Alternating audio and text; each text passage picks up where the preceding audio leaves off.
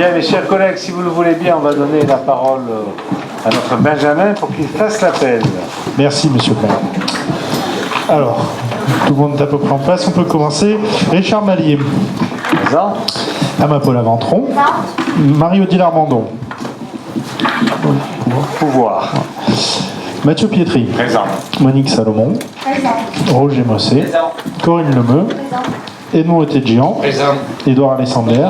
Mathieu Morateur. Claude Lampeau. Présent. Armand Chamla. Claudine Achintre. Présent. Paulette Toulec. Dominique Bièche. Présent. Roger Wex. Yann Pertuzel. Pouvoir. André Gauthier. Véronique Garnier.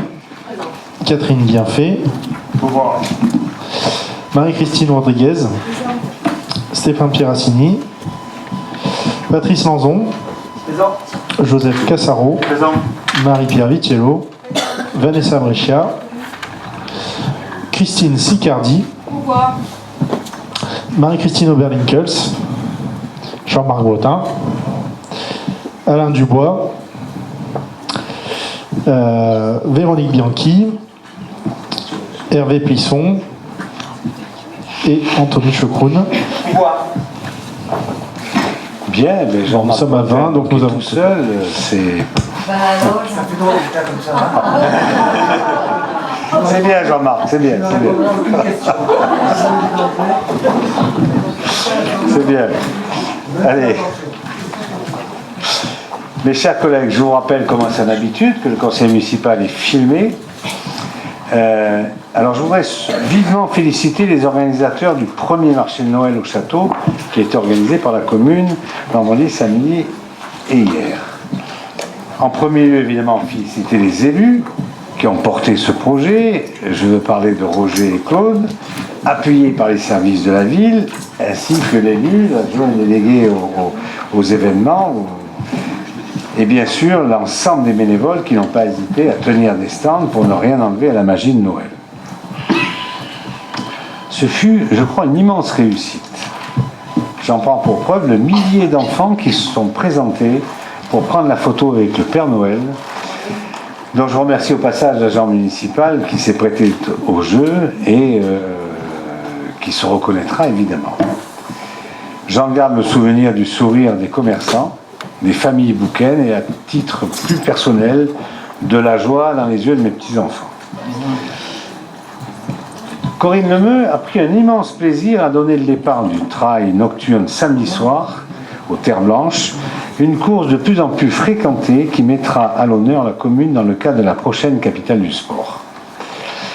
Merci aux participants et organisateurs qui œuvrent pour le loisir sportif, mais aussi pour le Téléthon, puisque les recettes de cette course lui seront reversées. Et là, je parle de 5 080 €. Vous voudrez découvrir un nouveau format dans le cadre du Téléthon 2017, centralisé sur la place du village à partir de samedi 14 h. Au programme, animation, démonstration de danse, vente de gâteaux et vins chauds, décoration du sapin et atelier créatif avec un grand lâcher de ballon prévu à 15 h 30. Ailleurs sur la commune, vous pourrez découvrir des ateliers de fabrication de cupcakes par Design Sucré au foyer des anciens, mercredi et vendredi de 9 h à 18 h. Des concerts à la Bastille de la Salle ou encore un tournoi de foot solidaire à Décathlon. N'hésitez pas à découvrir l'ensemble de ce programme sur le site internet de la commune. Il est également important de féliciter les élèves de l'école des Pins pour leur participation active lors de la commémoration du 11 novembre.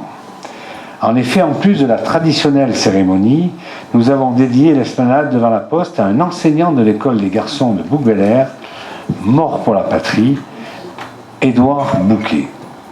À cette occasion, les élèves ont réalisé de magnifiques dessins et récité des correspondances écrites de Poilu avec leur famille, un moment émouvant. Et évidemment, je l'ai dit, je remercie encore une fois le directeur de l'école des Pins qui, avec sa classe, ont animé cette manifestation. Je remercie l'ensemble des bouquins présents pour la 3e édition des échanges citoyens, au cours de laquelle nous avons pu revenir sur les temps forts de l'action municipale et le point sur les projets Pour les absents, pas d'inquiétude, le dossier de la prochaine revue de décembre lui est consacré. Le conseil de ce soir traitera majoritairement de quelques questions financières avec une décision modificative sur le budget de la commune, mais aussi celui de l'eau, pour une gestion au plus juste. Nous proposerons aussi d'ouvrir par anticipation les crédits d'investissement des budgets de la commune, de l'eau et de l'assainissement, pour ne pas prendre de retard dans les réalisations promises. Nous évoquerons aussi des subventions pour soutenir qualitativement notre production de logements sociaux, imposées par le gouvernement actuel, qui en plus en a rajouté et qui fait la pression sur le préfet là-dessus, ou encore des subventions pour les classes de découverte. Je vous rappelle que la cérémonie du 5 décembre, dédiée aux morts pour la France pendant la guerre d'Algérie et les combats du Maroc et de la Tunisie, s'articulera de la façon suivante. 10h15, dépôt de germes devant le mémorial au territoire d'opération extérieure de la salle, au parc des Marronniers, suivi à 11h de commémoration au niveau du monument aux morts, place de l'hôtel de Ville. Côté château, vous pourrez découvrir l'exposition de Noël de sculpture et art du feu du 10 au 18 décembre prochain. Les Terres Blanches, quant à elles, accueilleront le samedi 10 décembre à 17h un concert de hip-hop pour le jeune public intitulé Les Frères Casquettes. Le monde à l'envers. Il faudra ensuite attendre le mercredi 14 décembre à 17h pour une pièce de théâtre de 35 minutes pour les tout petits, intitulée Ça cartonne. Avant de conclure, je voudrais revenir sur l'actualité politique d'hier en vous donnant les chiffres de notre commune. Les primaires de la droite et du centre ont mobilisé 2136 électeurs bouquins au premier tour et 1986 au second, soit 17,8% et 16,6% de participation, avec un résultat final de 69% pour François Fillon et 31% pour Alain Juppé. Je veux remercier tous les volontaires qui ont tenu à organiser les bureaux de vote pour vous accueillir dans les meilleures conditions possibles. Et je suis fier d'eux, puisqu'ils ont offert au bouquin des conditions de vote exemplaires. Orientation, pas de file d'attente, disponibilité, ce qui n'était pas le cas partout, puisque vous le savez, en tant que référent sur la 10e circonscription et organisateur des primaires sur la 10e circonscription, j'ai pu constater en faisant mon tour que c'était vraiment pas le cas partout. Et à mes yeux, la primaire de la droite et du centre peut être qualifiée de véritable succès populaire. Passons à l'ordre du jour, et je vous rappelle qu'il y a un ordre du jour complémentaire sur une délibération qui a été rajoutée jeudi à l'ordre du jour.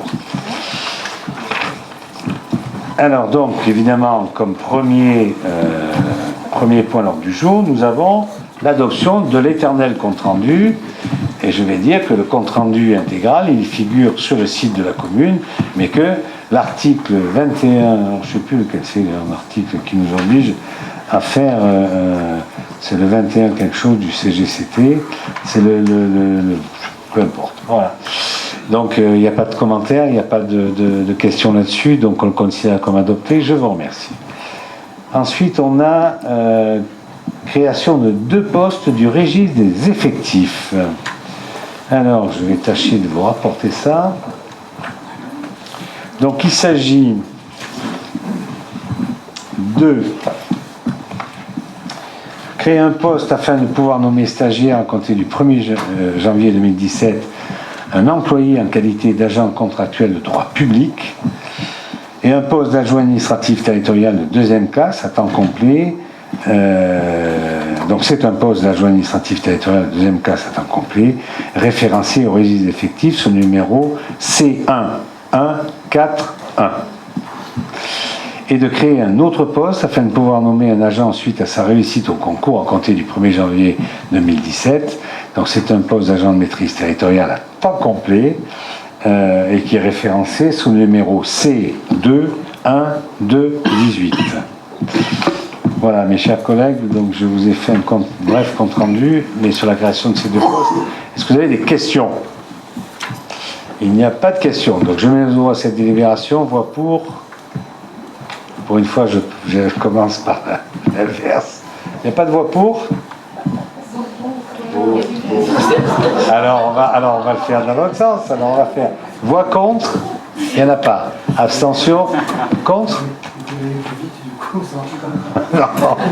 Contre, abstention, il n'y en a pas non plus, unanimité, je vous remercie.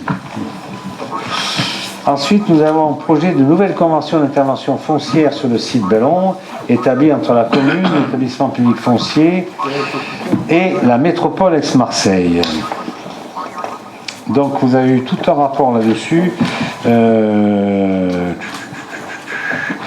Je vous rappelle que sur la Belle Ombre, nous avons donc 2 hectares 8, pas tout à fait 3 hectares, qui ont été achetés par l'EPF à la suite d'une DIA et de la demande de la commune, mais c'était sous le mandat précédent. Madame Berlinkel, ce n'est pas là pour que je puisse lui dire, excusez-moi, mais c'était sous le mandat précédent. Mais je le dis quand même, destiné à soutenir à court terme donc, la production d'habitat mixte. Et ça a été acquis en 2014 pour un montant de 7,5 millions hors taxes. À la suite de la consultation d'opérateurs initiée par l'EPF le 23 juin 2016, en vue de la réalisation sur ce site d'une opération d'habitat mixte comprenant une centaine de logements, dont 50% minimum de logements sociaux locatifs. Nous avons une convention multisite qui arrive à terme au 31 décembre 2017. Conformément aux dispositions de l'avenant 8 de la dite convention établie en date du 21 décembre 2015, afin de garantir la finalisation et la concrétisation du projet initié sur ce site, qui se fait d'ailleurs en concertation avec les riverains, avec les associations de riverains. Il convient qu'une nouvelle convention soit établie entre la commune, l'EPF et la métropole dans un triple objectif. Assurer une durée de portage du site Belle Ombre par l'EPF, une durée suffisante. Donc, en ce sens, la nouvelle convention prendra fin le 31 décembre 2022.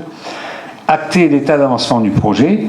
Aujourd'hui était la phase réalisation, consultation d'opérateurs, puisque sur les 18 qui ont répondu à cette consultation, 3 vont être retenus et interrogés sur un projet précis, aussi bien financier que projet d'aménagement,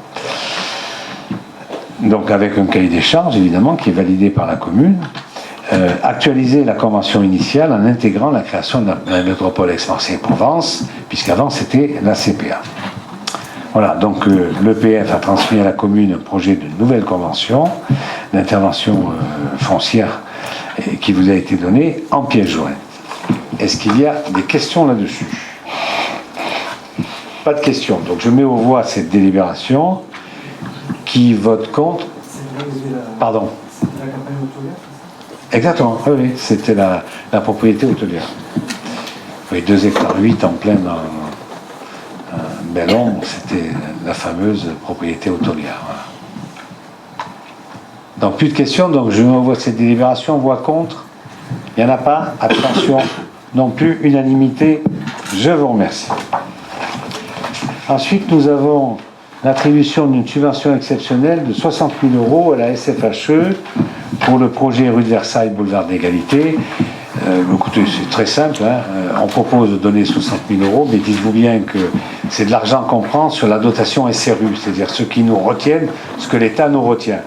Donc on a cette possibilité, c'est ce que l'État nous retient, on peut, dans le cadre d'opérations d'aménagement de logements sociaux, le donner. Donc plutôt que de le laisser à l'État, je vous propose que ce soit nous qui le donnions directement à la SFHE, et de ce fait, dans le cadre de l'opération Kaufmann-Hérault, là c'est 34 logements derrière la gendarmerie, derrière la Mondoré, les Florentines exactement, et sur les 34 logements, il y en a 17 sociaux, c'est Kaufmann-Hérault qui fait ça, avec la SFHE, la Société Française d'Habitat Économique, qui est d'ailleurs le bailleur des Florentines, qui est juste derrière. Voilà. Et donc il est proposé de leur donner 60 000 €, ce qui nous fera en attribution à la commune 3 logements de plus en attribution. Et ça ne nous coûte rien, puisque c'est de l'argent qu'on aurait quand même payé. Est-ce qu'il y a des questions là-dessus? Pas de questions. Je mets au voix cette délibération. Voix contre, il n'y en a pas. Abstention non plus, unanimité. Je vous remercie. Et ensuite, nous avons là, c'est toujours dans le même ordre d'idée, mais là, il s'agit de 150 000 € à Promologie dans le cadre du projet du Jardin des Essences. Je rappelle que Promologie est un des 3 bailleurs qui a été retenu. C'est une opération de 30 logements. Il y en a 3 fois 30. Il y a Promologie, il y a Unicil, et puis le 3e, c'est la SFHE encore. C'est l'équivalent, non, pas la SFHE. Oui, c'est la SFHE. Voilà, donc il y a les 3 opérations. Il vous est proposé de donner, je rappelle que notre dotation est de 216 000 €. Donc vous voyez, là, il vous est proposé 60 000 le coup d'avant et 150 000 donc sur cette opération-là. Est-ce que j'ai été clair? Je le pense. Est-ce qu'il y a des questions? Il n'y en a pas. Donc je mets au voie cette délibération. Voix contre, il n'y en a pas. Abstention non plus. Unanimité, je vous remercie. Ensuite, nous avons fixation du tarif des visites hors les murs, actualisation de la délibération générale. Je vais rapporter ça puisque Marie-Odile Amandon n'est pas présente. Il s'agit simplement de rajouter des visites guidées hors les murs, comme on l'appelle, c'est-à-dire qui sont à l'extérieur de Bouguer, comme le musée Glané, le centre d'art Comont ou le camp des Milles. Donc on réactualise la grille tarifaire en rajoutant ça. Voilà. Est-ce que vous avez des questions là-dessus? Pas de questions. Je mets au voie cette délibération, voix contre, il n'y en a pas, abstention non plus, unanimité, je vous remercie. Ensuite, nous avons toujours l'adhésion au réseau Chénon, Fédération des nouveaux territoires des arts vivants et au réseau Cercle du Midi.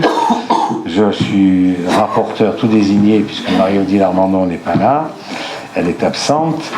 Donc il s'agit de renouveler en fait le réseau Chénon et le Cercle du Midi. Voilà, ça permet de réduire les coûts en bénéficiant de tarifs préférentiels et d'organiser les tournées. Pour la programmation 2016-2017, nous avons 6 séances pour 3 spectacles choisis grâce à ce moyen. Voilà. Je peux même vous donner les spectacles prévus. En octobre 2016, c'était le film du dimanche soir. En décembre, c'est les Frères Casquettes dont j'ai parlé tout à l'heure, à l'occasion de Noël. Et en janvier 2017, c'est Oreste aime Hermione, qui aime Pyrrhus, qui aime Andromaque, qui aime Hector, qui est mort. Je vous donne un lien. C'est l'histoire de l'homme qui a vu l'homme, qui a vu l'homme, qui a vu l'ours, qui lui aussi est mort. Voilà.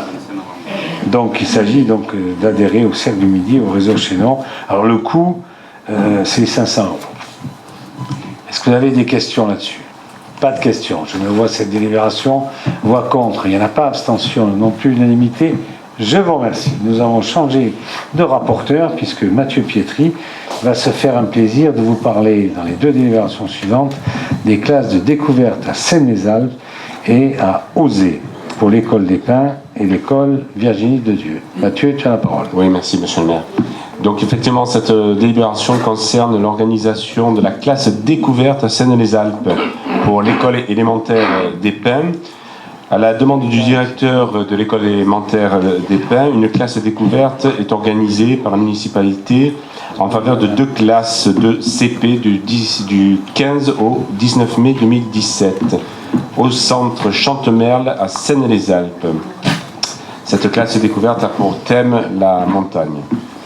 Le prix du séjour s'élève à 333 € par élève, et cela comprend donc la pension complète, visite d'un sculpteur au centre, 2 randonnées, une visite de miellerie, une visite à l'école d'autrefois, transport effectivement et 2 animateurs pour la vie quotidienne.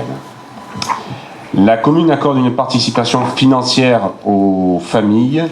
Le montant de l'aide accordée est calculé selon le coefficient familial. Vous avez la formule dessous, donc la tranche de revenu est calculée sur 1/12e du revenu fiscal de référence divisé par le nombre de parts.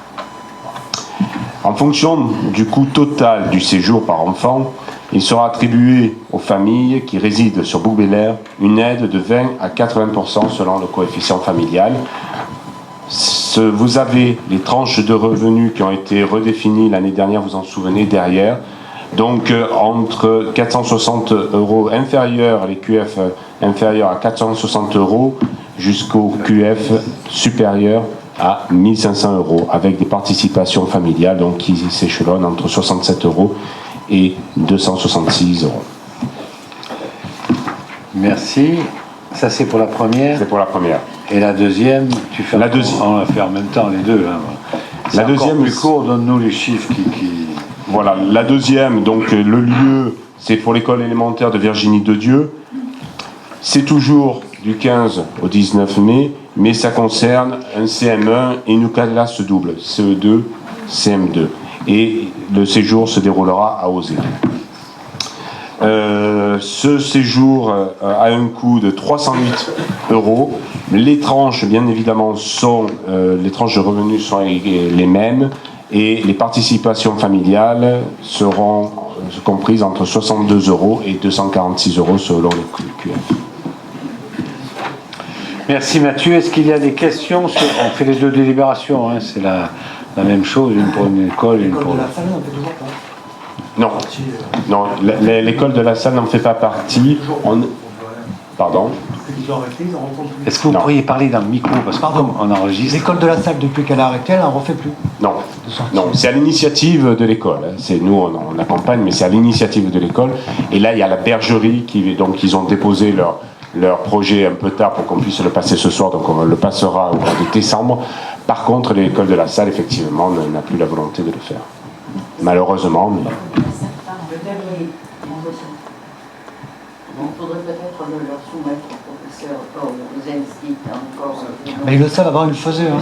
Ils le savent. On en parle régulièrement au conseil d'école. Après, c'est une volonté éducative de l'école, impulsée par le directeur. Donc, nous, on est là, s'ils veulent le faire, on est là et bien sûr, on participera au même titre que les autres. Bien, ok, alors on fait les deux délibres en même temps. Plus de questions. Donc je mets au vote ces deux délibres. Voix contre. Il n'y en a pas. Abstention non plus. Unanimité. Alors ensuite, nous avons l'avis relatif au PLU de la commune de Cabriès. Rapporteur Monique Salomon. Pardon. C'est la bonne hauteur. Merci, monsieur le maire. Oui, dans le cadre de la procédure de révision du PLU d'une commune, celle-ci a l'obligation de consulter les personnes publiques associées, mais aussi les communes qui sont limitrophes. Et donc, afin qu'elles puissent donner aussi leur avis, si vous voulez, sur les conséquences de la révision pour leur commune. De ce fait, la commune de Cabriès, donc, qui a révisé son PLU, nous demande de formuler notre avis sur son projet de PLU. Et parmi les orientations de développement qui ont été retenues dans le projet, nous trouvons en bordure sud de la route de Violésy, RD8, un terrain boisé en limite de l'autoroute proche du centre technique municipal de Cabriès. Je ne sais pas si vous voyez où ça se situe. Et l'espace du refuge pour animaux de la SPA qui est fermé. Hein. Un projet donc pour une opération d'environ 60 logements sur le site de la carrière de Violésy. De l'habitat, ce sera de l'habitat individuel en partie et aussi groupé, donc un petit immeuble en R+1 dans la partie boisée et du collectif en R+2 sur tout l'espace du refuge. En plus, il y aura des logements sociaux, évidemment, dans ces 60 logements. Il faut noter que de l'autre côté de l'autoroute, sur Bouc-Bel-Air, à l'est, toute la zone, donc chez nous, est classée en zone naturelle, donc à protéger et identifier, avec un aléa feu de forêt très important sur cette zone. Donc, pour Cabriès, à notre avis, ce doit être la même chose. Dans le PADD, il note que ce site fait partie des secteurs stratégiques de Cabriès et sera immédiatement constructible. Les terrains sont classés en zone UB, c'est-à-dire une zone dense. Ce qui est inouï, c'est qu'il justifie ce projet du fait de la proximité de l'offre en équipement et de transport existant sur la RD 8N à Bouc-Bel-Air. Donc l'espace individuel, espace boisé donc, se situe à peu près à 430 mètres de la RD 8N et les collectifs, donc l'ancien refuge, se situe à 525 mètres de la RD8N. Donc l'opération va être immédiatement constructible et pourtant elle est conditionnée à une extension du réseau d'assainissement le long de la route de Violésy ainsi qu'à une requalification de la route de Violésy. Aujourd'hui, la route de Violésy RD8 ne peut pas absorber les flux motorisés induits par le projet à minima, c'est-à-dire qu'il va y avoir au moins 120 000 véhicules, et ne va pas garantir non plus une liaison sécurité. 120, j'ai dit combien? 120 véhicules, j'ai mal prononcé, excusez-moi, et ne garantit pas une liaison sécurité adaptée pour les piétons et cycles entre le projet et la RD8N. Le département n'a pas envisagé à ce jour un aménagement de la RD8N, sur Violésy. D'autre part, il n'est pas prévu non plus d'aménagement spécifique dans le cadre de l'OAP, donc de Cabriès, pour permettre aux habitants de ce projet d'utiliser l'offre en transport en commun qui existe sur la RD8N. Compte tenu de tous ces éléments évoqués, risque incendie, difficultés de circulation, piétons, cycles et voitures, l'accès au transport parking, etc., il vous est proposé d'émettre un avis défavorable concernant le projet de PLU de Cabriès. Alors à propos, parce que cette zone était définie dans le SCOT de la communauté du Pays d'Aix, donc on n'a pas pu vérifier, si vous voulez, la compatibilité du PLU de Cabriès avec le SCOT, parce que les cartographies de ce dernier semblent laisser la possibilité d'envisager un développement urbain sur le site de la SPA de Violésy, côté Cabriès, notamment du fait qu'il s'agit d'un espace déjà urbanisé. Je rajouterai un mot là-dessus, un espace urbanisé sur la RD8 côté Cabriès. C'est-à-dire que c'est l'autre versant de la crête, c'est urbanisé, c'est vrai, mais urbanisé en pavillonnaire. Oui. Pavillonnaire. Donc, pour aller à Cabriès à pied, ça me paraît difficile pour ceux qui connaissent. En tant que conseiller départemental, je connais un peu mon canton quand même, et donc la commune de Cabriès. Et je peux vous dire que sur la RD8, pas N, la RD8, c'est celle qui est perpendiculaire, qui vient de Simiane et qui va à Cabriès, la circulation piétonne n'est absolument pas sécurisée côté Bouc-Bel-Air, puisqu'il n'y a pas d'espace protégé pour les piétons. Il y a possibilité peut-être d'en faire, mais ce n'est pas la commune de Bouc-Bel-Air à assumer les conséquences d'urbanisation de la commune de Cabriès. Je veux dire, les choses sont, en ce qui me concerne, très claires.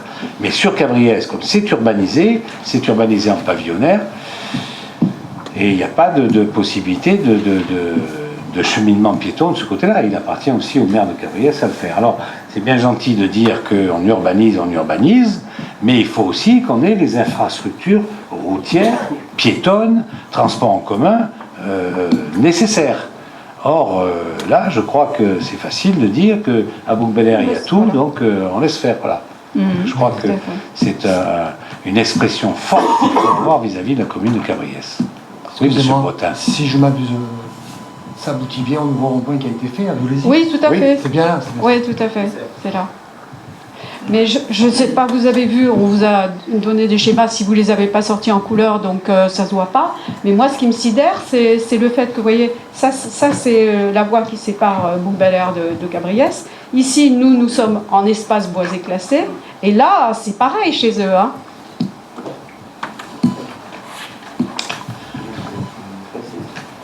Est-ce qu'il y a d'autres questions, d'autres positions là-dessus?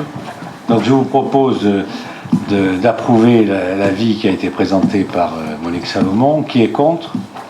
Qui s'abstient? Unanimité. Je vous remercie. Ensuite, on va continuer avec Edmond Téjean qui va nous parler de la convention de collaboration entre la métropole et la ville de Bouc-Bel-Air. Merci, monsieur le maire. La convention de collaboration entre la métropole Aix-Marseille-Provence et la ville de Bouc-Bel-Air contractualise les engagements respectifs entre la métropole Aix-Marseille-Provence au titre de sa compétence insertion dans le cadre du plan local pour l'insertion et l'emploi, PILE, et le bureau municipal de l'emploi de la ville de Bouc-Bel-Air en tant que prescripteur et lieu d'accueil des bénéficiaires de ce programme. Cette convention pour l'année 2016 prévoit le versement à la ville de Bouc-Bel-Air une subvention de 10 000 € au titre des services rendus aux participants du PLI par le bureau municipal de l'emploi. Merci, Monsieur Etédjian. Est-ce que vous avez des questions à poser à Edmond Etédjian? Pas de questions.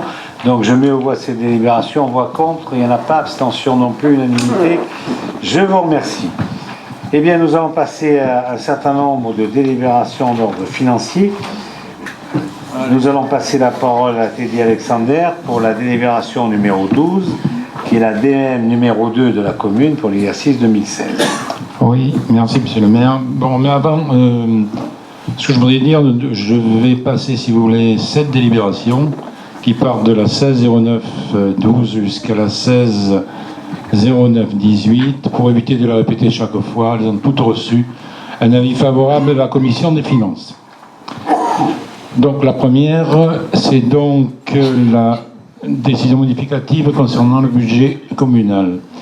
Donc, afin d'effectuer les ajustements de crédit pour l'année 2016, il est proposé de délibérer sur la décision modificative numéro 2 pour le budget communal. Cette décision modificative s'équilibre parfaitement en section de fonctionnement pour un montant de 271 203 et en section d'investissement pour 1 974 640,61. Alors la décision modificative s'articule essentiellement sur les postes suivants. En section d'investissement, en recette, le département a accordé à la commune des subventions de 55 941 pour la réfection de la cour et cheminement piéton groupe scolaire La Salle, 55 461 pour la création d'un terrain de sport à l'espace Virginie de Dieu, 10 050 canton des terres blanches, programme 2016, amélioration forêt communale, 53 845 pour la réfection de la rue Alphonse Daudet, 48 366 pour la réfection de l'aire des Jeux quartier de La Salle, 52 126 réfection de la rue Honoré Bonnet. Concernant les dépenses, l'acquisition de 6 véhicules électriques pour un montant de 132 000 €. Puis construction et rénovation de chantiers comme chauffage de l'église, chemin de Saint-Hilaire, etc. pour un montant de 1 575 779. Au niveau de la section fonctionnement, le département a accordé à la commune une subvention de 27 132 relative aux installations sportives. Au niveau recettes, nous avons reçu 204 071 la notification du fonds de péréquation des ressources communales et intercommunales. Au niveau des dépenses, nous avons réajusté des charges de personnel pour un montant de 75 900 € et rajusté des charges de fonctionnement telles que la formation et des frais d'acte pour 31 900 €. Pour ces raisons, Monsieur le maire demande d'approuver la décision modificative numéro 2 pour le budget communal de l'exercice 2016. Est-ce qu'il y a des questions là-dessus? Pas de questions, donc je mets aux voix cette décision modificative numéro 2. Voix contre, il n'y en a pas. Abstention non plus. Unanimité, je vous remercie. Allez. Nous passons à la décision modificative numéro 2 concernant le budget de l'eau. La décision modificative cette décision modificative permet de rajuster les prévisions sur le budget de l'eau en réduisant les crédits au chapitre 23 immobilisation en cours de 85 000 € et d'augmenter le chapitre 20 immobilisation incorporelle de 85 000. C'est surtout des frais d'études, c'est 85 000 € concernant l'usine de potabilisation. Monsieur le maire demande donc d'approuver la décision modificative numéro 2 pour le budget de l'eau. Est-ce qu'il y a des questions là-dessus? Pas de questions, donc je me vois ces délibérations, voix contre. Il n'y en a pas, abstention non plus, unanimité, je vous remercie. Alors je vous propose de passer en 14, autorisation de programme et de crédit de paiement, ce qu'on appelle un APCP, de passer tout de suite, celle qui est en 17, et puis après on reprendra l'ordre avec l'ouverture de crédit. Voilà. Alors donc, un des principes des finances publiques repose sur l'annualité budgétaire. Ce sont des termes extraordinaires dans la fonction publique. Pour engager les dépenses d'investissement qui sont réalisées sur plusieurs exercices. La collectivité doit inscrire la totalité de la dépense la première année, puis reporter d'une année sur l'autre le sol. La procédure des autorisations de programme et des crédits de paiement ce qu'on appelle la PCP, est une dérogation à ce principe de l'annualité budgétaire. Je l'ai bien prononcé cette fois-ci. Cette procédure vise à planifier la mise en œuvre d'investissements sur le plan financier, mais aussi organisationnel et logistique, en respectant les règles d'engagement. Elle favorise la gestion pluriannuelle des investissements et permet d'améliorer la visibilité financière des engagements financiers de la collectivité à moyen terme. Alors, on va commencer. La motivation et l'opportunité de cette décision concerne surtout des dépenses concernant l'ARD 8N. Le montant total des travaux pour ce chantier s'élève à 3 373 000 euros. Les crédits de paiement doivent donc s'étaler sur la durée des travaux, c'est-à-dire des années 2016, 2017 et 2018, pour ne pas mobiliser inutilement des crédits sur le budget communal. Donc il est prévu pour 2016 80 000 euros toutes taxes. Pour 2017, il est prévu 2 679 000 euros toutes taxes. Et pour 2018, 613 000 toutes taxes. Il est donc demandé au conseil municipal d'autoriser Monsieur le maire à liquider et à mandater les dépenses correspondantes au crédit de paiement 2016 et jusqu'à l'adoption du budget 2017 à liquider et mandater les dépenses correspondantes au crédit de paiement 2017 indiqué tel que je l'ai défini. Et si vous avez des questions, ça permet évidemment d'entamer des travaux sur plusieurs exercices budgétaires. Et c'est vrai que les RD8N, on sait pertinemment que ça commence en 2016 et ça ne finira qu'en 2018. Donc ça veut dire que les paiements, c'est 2016. Pour ça, vous avez 81 000 euros 96, en 2016 qui correspondent en fait à l'avance. C'est ça, c'est l'avance qu'on dépose pour le marché. À l'avance, on sait pertinemment qu'on n'aura aucune facture sur l'année 2016 à payer. Mais par contre, en 2017, on aura tout le gros du chantier et ça se finira en 2018. Je pense même que sur l'année 2017, on n'aura peut-être pas à payer autant de millions. Combien vous avez prévu 2 679 000, qu'à mon avis, ça va un peu déraper même sur 2018.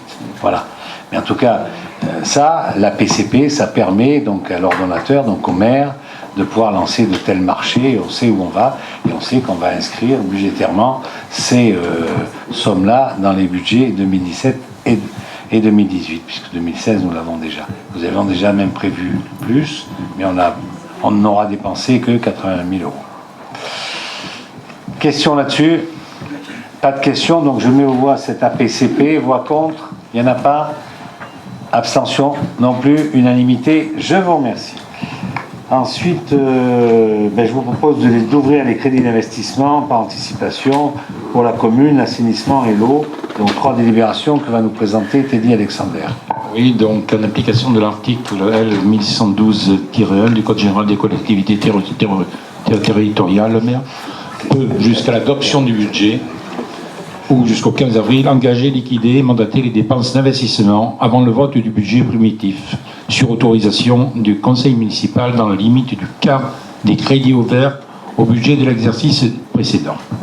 Donc, si vous voulez, pour le chapitre 20, les crédits ouverts en 2016 étaient de 666 485. Monsieur le maire demande donc 166 621 pour 2017. Au niveau chapitre 104, subvention d'équipement, 15 000 pour 2016, 3 750 pour 2017. Chapitre 21, immobilisation corporelle, 2 733 599, 683 399 demandés. Chapitre 23, immobilisation en cours, 4 971 419, 1 242 869 demandés. Il y a des questions à poser à M. Alexander. Bon, c'est assez classique, jusqu'au vote du budget, il faudra tenir. Pas de questions, donc je me vois cette délibération, qui est l'ouverture de crédit d'investissement. Voix contre, il n'y en a pas. Abstention non plus, unanimité, je vous remercie. Ensuite, voyons pour le budget assainissement. Donc, même chose, c'est-à-dire le même principe pour le budget assainissement. Donc, pour le chapitre 20, immobilisation corporelle, 2016, 153 272. Crédit pour 2017 demandé 38 343. Chapitre 23, immobilisation, 2 325 581 250 demandés. C'est un peu rébarbatif, peut-être, non? Crois-tu Bien, je mets au voie cette délibération. Voix contre, il n'y en a pas. Abstention non plus, unanimité. Je vous remercie. Je vois ma voisine qui s'endort. Alors maintenant, voyons l'ouverture de crédit pour le budget de l'eau. Alors, même chose, toujours même principe. Donc, pour l'eau, nous avons dans le chapitre 20, immobilisation incorporelle, pour 2007, nous avions 370 097, donc demandé pour 2017, 92 524. Au niveau du chapitre 23, immobilisation en cours, nous avions 1 99 000 pour 2016. Nous demandons 274 750 pour 2017. Voilà, pour monsieur Alexander, même punition, même vote. Je vous remercie. Je vais vite quand même, je ne vais pas tous s'endormir au fond de la pièce. Ensuite, nous avons toujours Teddy Alexander qui va nous parler des créances éteintes pour l'année 2016. Alors, monsieur le maire propose au conseil municipal d'admettre en créance éteinte la somme de 315 € vue de la liquidation judiciaire le 5/2/15 et de la clôture pour insuffisance d'actifs du 11/12/15 de la SARL La Table à Papa, c'est-à-dire juste en face. Pas de questions là-dessus? Ok. Eh bien, écoutez, je mets au voie cette délibération. Voix contre, il n'y en a pas. Abstention non plus. Unanimité. Je vous remercie. Je voudrais ajouter quelque chose, monsieur le maire.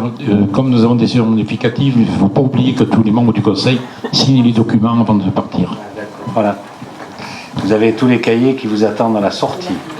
Bien, ensuite, nous avons le contrat de vente aux enchères sur Internet du matériel réformé de la ville de Bouc-Bel-Air avec la société Agorastore, et le rapporteur est Mathieu Morateur. Merci, monsieur le maire. Donc oui, il s'agit donc de proposer un contrat avec la société Agorastore. Et donc cette société donc est une société de courtage qui utilise donc la méthode de la vente aux enchères pour vendre les matériels des collectivités et entreprises d'ailleurs auprès des particuliers et acheteurs professionnels.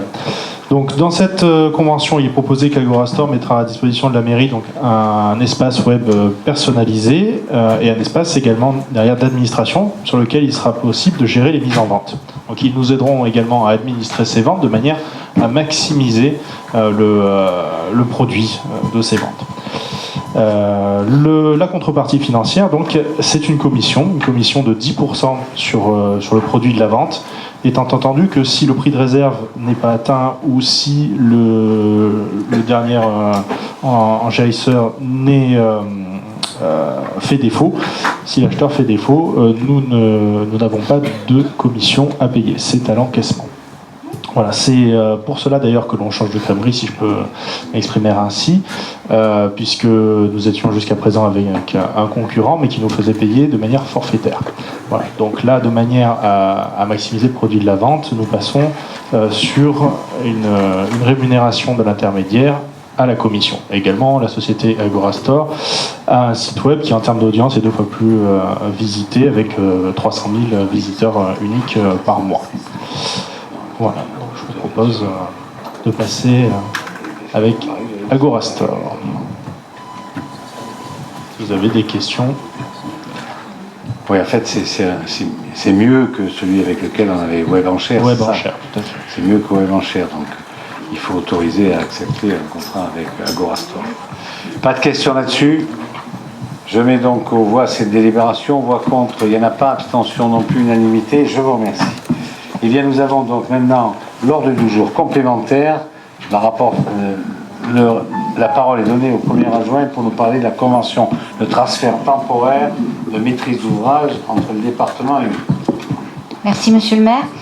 Donc effectivement, les travaux sur la RD 8N ne vont pas tarder à démarrer puisque la base vide a été installée à côté de Super U.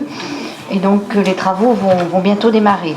Pour ce faire, il convient donc de passer une convention avec le département, puisque cette voie donc est départementale, qui autorise donc la commune à être maître d'ouvrage pendant la durée des travaux. Les travaux vont démarrer donc à partir du giratoire Randrink, communément appelé giratoire Décathlon. Ça sera donc la première phase, pour finir donc au carrefour de la Croix d'Or en fin 2018. Voilà. Donc je vous demande, chers collègues, de bien vouloir autoriser Monsieur le maire à signer cette convention. C'est assez classique dans le cadre de travaux. Mais nous payons, mais nous aurons une subvention du département. Voilà. Donc pas de questions là-dessus. Donc je vais voir. Pardon ? C'est un embouteillage le soir surtout. Ça, c'est pour ça que je rappelle simplement que nous avons sur le... Il y aura des alternats en circulation, d'après ce que j'ai compris, des alternats en circulation. Il y aura des déviations partielles, voire des déviations totales, c'est-à-dire déviations de nuit, enfin voilà. Donc tout ça, ça sera mis au point, mais on ne sait pas... on fait jamais d'omelette sans casser des œufs, donc on ne peut pas faire un chantier sans créer des... Voilà. Et vous avez vu déjà ce que ça a donné avec Violesi, mais là on va partir pendant 2 ans, donc il faut que nos concitoyens soient tolérants, ce n'est que pour mieux rebondir après sur une magnifique RD8N, mais c'est comme ça. On ne sait pas faire autrement, à moins qu'on fasse un téléphérique qui traverse la commune de Bouc-Bel-Air, ce serait pas mal, hein. C'est à la mode en plus, voilà. Alors ce que je vous disais, c'est que le suivi des travaux sera sur le site de la ville et il y aura des informations qui seront données sur la circulation, sur la coupure de la RD8N dans un sens ou dans l'autre, voire dans les deux, enfin voilà, pendant un temps donné, etc., etc. Voilà, pas de questions, parce que finalement c'est moi qui ai posé les questions, non ? Donc je me vois ces délibérations, voix contre, il n'y en a pas, abstention non plus, unanimité. Eh bien écoutez, mesdames et messieurs, j'ai pas eu de questions diverses, donc l'ordre du jour est terminé. Je vous remercie, je vous souhaite une bonne soirée, un bon appétit, et n'oubliez pas de signer les cahiers.